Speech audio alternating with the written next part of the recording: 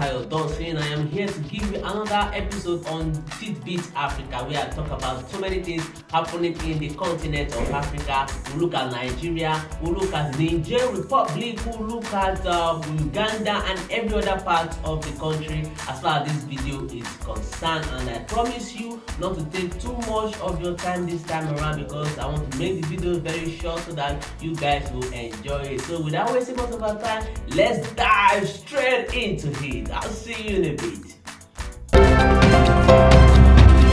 Alright, welcome back from the short break. This time around, I want us to go straight to the country of Uganda. Now, Uganda is a southern country in Africa. Do you know, guys, that a new chief magistrate has been sacked, and it was caught, and it was sacked just because he disguised as a woman, entered into the exam hall to write an exam on behalf of his girlfriend. I'm so sorry, guys, this is not a laughing matter, but this time around, please put the picture of that magistrate. Can you see he actually dressed like a woman and went into the exam hall and tried to sit for an exam meant to be for his girlfriend. Let me mention the name of the guy to you. His name is Almagari Musa Semogowe. He was caught actually, writing exam for meant to be for his girlfriend, and the guy was recently appointed as a chief magistrate this past July 20 something. I can't really remember, but he has not even started the work actually, but he was caught dressed. You can see so many pictures of him. Let me check if we have a video. I'll play to you where he was caught in that hat. But if not, so let's move straight to the next news. So by the time we come back, I will tell you, I want to know your opinion on this development. Do you think the judgment was harsh on him? Do you think he ought to have been forgiven? Do you think, Uganda? Let me know in the comment section. Let's move straight to the next news. Going on to Osun State in Nigeria, the guys, protesters stormed the streets in Osun to protest against the economic hardship we are currently facing in Nigeria. Fuel subsidy has been removed, has been a thing of the past, and of course, fuel price skyrocketed from what it used to be around 180 naira per liter up to close to 650 naira in some places in Nigeria. So people have been protesting, people have been trekking, people have abandoned their car, transportation fare has been on the high side. Some governors have been subsidizing this transportation to its citizens actually. But in Osun State, I think the Nigeria Labour Congress stormed the street to protest against the federal government wish to remove the fuel subsidy permanently. Yeah, the protest being done by Osun Civil Society Coalition, and one of their demand is that the federal government has been suffocating the citizens, allow the poor breathe. I really hope the president is watching that, actually, do something about the fuel hike in fuel price so that things will come to normalize in Nigeria. And when the price of fuel goes up, other commodities will follow, such like price of food, price of items, price of beauty materials, even hospital care prices and all that, transportation as well, all of them will go high. So, and speaking of that, the president Bola Ahmed Tinubu actually spoke to Nigerians yesterday. Let me show you a short clip of part of the things he said.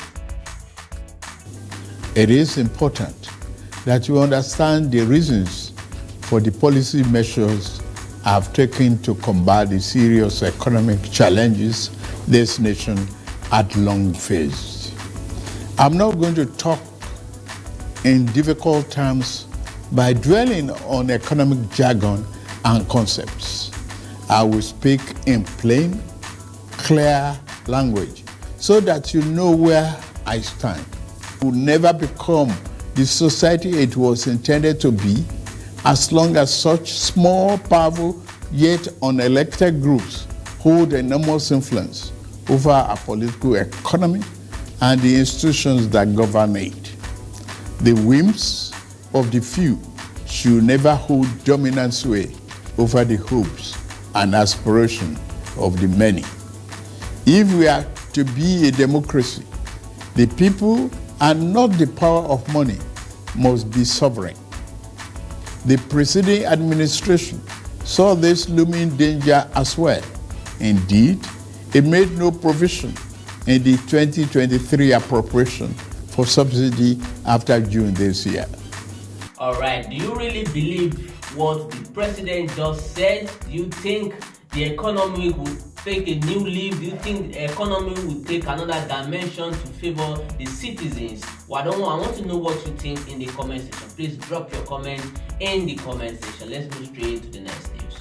Straight to the country of Mali, another country in West Africa. Guys, do you know that Mali dumped French as their official language? Oh shit! If you are very conversant with what is happening in West Africa, in the countries that France colonized, you can see that they have actually been paying some kind of money, to the French government. They still spend France money till date. They still do anything they need to carry out in their country. They have to seek approval from France. So that means they are not totally independent, but one of the countries, which is Mali, actually dumped French as an official language. So let me play to you a video to that effect. By the time we come back, we'll tell you more about it. Here is your latest Africa news. Mali has just dropped French as its official language. Mali has taken a significant step in reshaping its identity as an independent nation by removing French as its official language, a move that comes more than 6 decades after gaining independence from French colonial rule. The decision was recently enshrined in the country's new constitution, which was adopted this year. The Constitutional Court of Mali validated the final results of a June referendum on the draft constitution, with an overwhelming 96.91% approval from voters. As per the new constitution, French will still retain its position as the primary working language in the country for the moment, till other alternatives are made available. However, a noteworthy change is the formal recognition of the 13 national languages spoken within Mali as official languages. This recognition signifies a long overdue acknowledgement of the linguistic diversity and cultural richness that exists within the nation. Moreover, the new constitution retains an additional 70 local languages, including Bambara, Bobo, Dogon, and Minyanka, some of which were previously granted national language status through a decree in 1982. Preserving these local languages reflects the government's commitment to nurturing the unique heritage of various regions within Mali. Mali's interim president Assimi Goïta declared that the implementation of the new constitutional framework marks the inception of the Fourth Republic in the former French colony. This significant moment signals Mali's renewed path as an independent and sovereign nation. The decision to remove French as the official language also reflects the evolving dynamics in the relationship between Mali and its former colonial ruler, France. In recent years, there has been a noticeable surge in anti-French sentiment across France's former West African colonies. This sentiment has been fueled by France's continued exploitation of its former colony.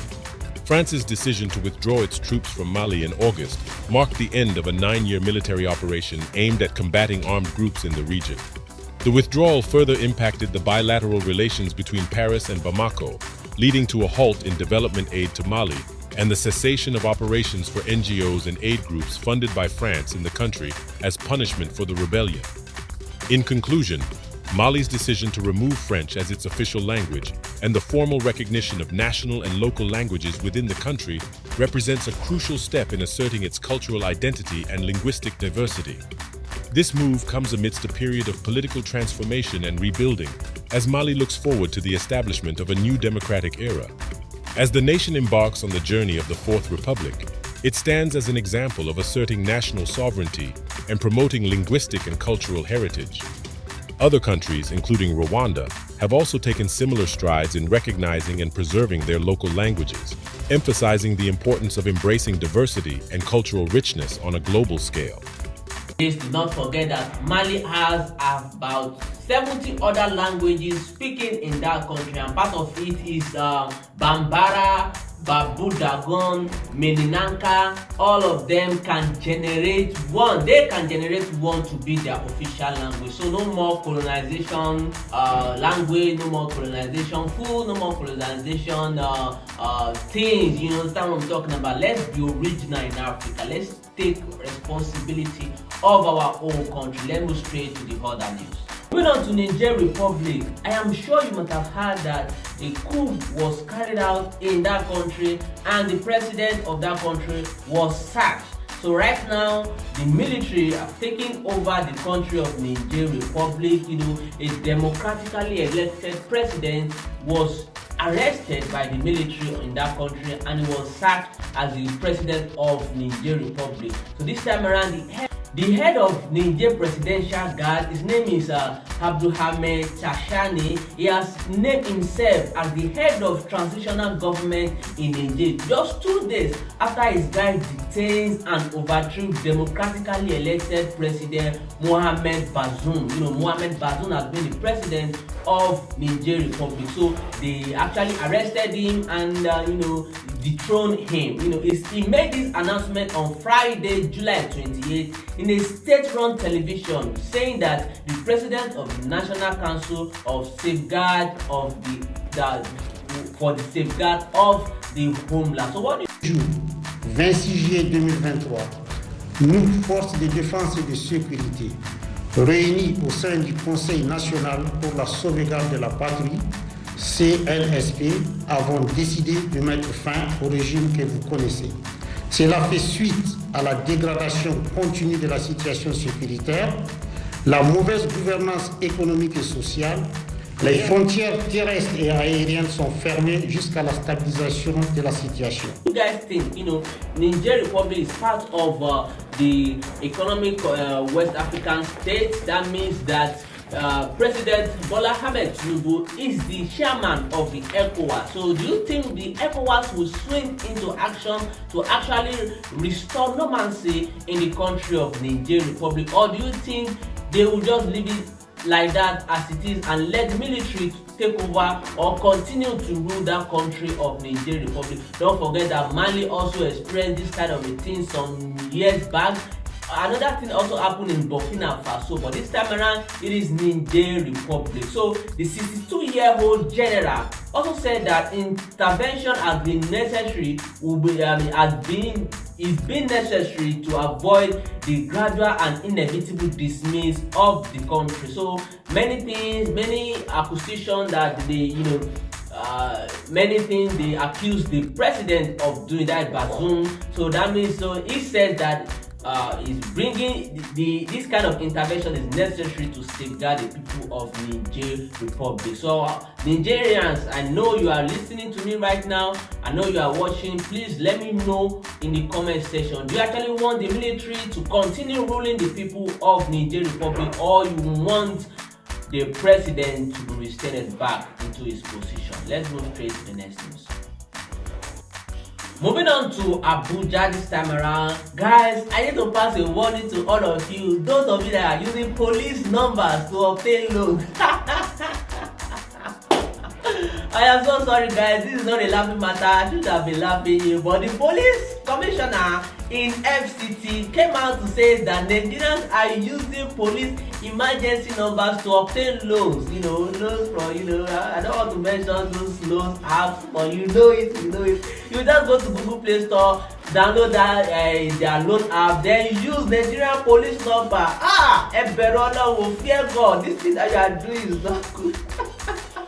You need to stop it, please. So the police are actually complaining that Nigerians should stop this evil act. So the Federal Capital Territory Commissioner of Police, his name is Haruna Gaba, has lamented that some undisclosed person dropped the command's emergency numbers with loan shark companies to obtain loans. He also said that non-state actors have also been engaging in emergency line. So the Commissioner of Police, however, warned those behind the act to deceit, saying that the police will ensure that they are brought to book. And Gaba also says that in his statement, he says that in the same vein, the Commissioner of Police enjoins non-state actors have been engaging in police emergency lines in their mischievous posts aimed at misleading members of the public and those submitting same to obtain loans to desist from such,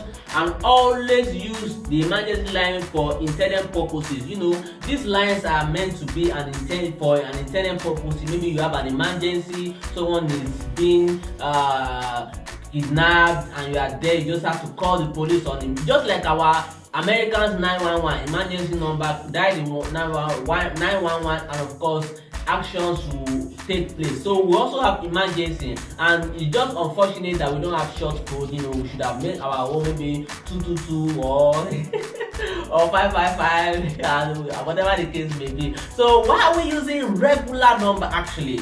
Because we know Nigerians, they can just take advantage of anything. So we should not use normal lines 11 degrees. We should just get a short code and all these things will stop. Let's go straight to the next news.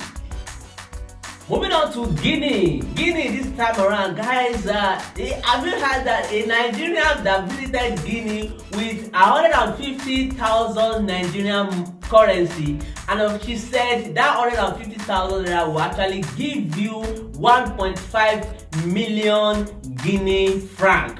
Wow, that is wow. Let's go into details how she was able to achieve that. She said a Nigerian lady who visited the Republic of Guinea was presently surprised after she converted 150,000 naira to Guinea franc. The lady 1.5 million Guinea franc after she converted the 150,000 naira, and this made her a millionaire in Guinea. Millionaire that she cannot be in Nigeria, she's eventually a millionaire in the country of Guinea. So she joked that the easiest way to become a millionaire is to relocate to Guinea and change naira to Guinea franc, you know. But be rest assured that the price of things you are buying in Nigeria will be more, in fact, it will be more than triple in the country of Guinea. For example, according to the video that I will show you in a couple of minutes now, a bottle of water costs around 4,000 Guinea franc. So, and then in Nigeria, you will just pay 100 naira, you understand, as the case may be. So things, I think the best salary in that country is millions as well. So it is just, well, by the time you go to that country with your 150,000 naira that will give you 1.5 million naira eventually, you might just spend all of them in just basic amenities, just buying water, buying food. Please, let's see the video I'll play to you right now. By the time we come back, I want you to tell me what you think in the comment section. Do you think I, Dossie, should relocate to Guinea? If I should relocate to Guinea or more, I will be a millionaire. So I want to know what you guys think. Let's move straight to the next one. Want to become a millionaire overnight? Relocate to Guinea-Conakry. 150,000 naira is cost to 1.5 million Guinea franc. I'm a rich baby in this country. Send my bag from Nigeria. Guinea-Conakry fought against paying taxes to France and bar out of spending the general CFA, the one they spend in Benin that you know about. Now, they printed their own currency called Guinea franc. This currency is one of the weakest in West Africa. Before you get excited about moving though, they spend in thousands. Water, 4,000 Guinea franc. Taking bikes across the country can cost between 20 to 100,000 Guinea franc. If you want to eat better food, you're going to be spending around 40,000 to 100,000 Guinea franc. If you convert this money, it's like change, but the money they blow like breeze, you know, they last. How many of you is thinking of relocating to Conakry? Say the truth. Moving on back to Nigeria, and this time around in Abuja, guys, I'm sure you must have heard that President Tinubu has sent the list of 28 ministers nominees to the Senate, and the Senate started work on them. And one of the lists, I'll read to you the list now, and I'm very sure one of them will shock you. Okay, so Abubakar Mamo, Yusuf Maitama Tuko, Ahmed Dangiwa, Naratu Musa, and so many others. And then we have former governor of Rivers State, some wicked. Wow, woo, are you serious right now? So actually, Wike has been working for the APC in Rivers State and to ensure that APC wins in Rivers. and this has been a kind of secret affair between the PDP and the APC. Okay, let me reframe that, between Nyesom Wike and President Bola Ahmed Tinubu. So it is not a surprise that to pay Nyesom Wike back, Tinubu actually included his name in the ministerial position list, and this does not go well with the People's Democratic Party. He has been suspended from that party, and I'm very sure this time around the former governor is set to join the APC. So let me play to you the video when he arrived at the Senate House for screening. Job, and I thank Mr. President for nominating me. I believe, knowing how hungry Mr. President is to solving the problems of Nigeria, we have no choice but to give him that required support. And I can assure you, if I'm confirmed, in whatever capacity, Mr. President will not regret nominating me.